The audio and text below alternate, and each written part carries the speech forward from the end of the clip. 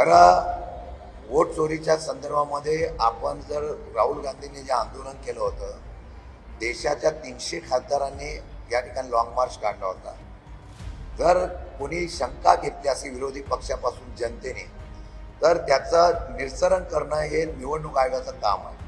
दुर्दैवाने निवडणूक आयोग कुठल्याही परिस्थितीमध्ये एकतर्फी वागते अशा प्रकारची भावना ही विरोधी पक्ष आणि जनतेमध्ये होती आहे. आता वोट चोरीच्या संदर्भामध्ये ज्या पद्धतीने निवडणूक आल्या की वेगवेगळ्या प्रकारची स्ट्रॅटेजी, वेगवेगळ्या प्रकारचे प्लॅनिंग केले जातात. बिहार असेल, पश्चिम बंगालमध्ये असेल, आता मतदाराची फेर तपासणी करण्याचं काम होत आहे. माझं मागेही आपल्याला म्हणणं होतं, मग निवडणूक आयोगाने महाराष्ट्राचा सातत्याने उल्लेख होतोय, त्या महाराष्ट्राच्या असलेल्या मतदार यादीची फेर सर्वेक्षण करावं. पण ते निवडणूक आयोगाने करत असताना त्यामध्ये विरोधी पक्षाची एक कमिटी करावी आणि त्यांच्या नियंत्रणाखाली जर केलं तर सत्य बाहेर येईल.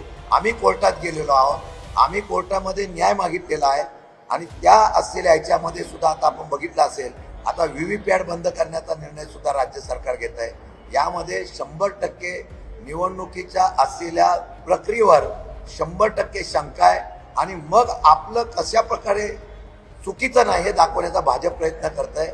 आमचं म्हणणं एकदा या बाबतीत दूध का दूध पाणी का पाणी होणं गरजेचं आहे, ते लवकरच व्हावं अशी आमची इच्छा आहे.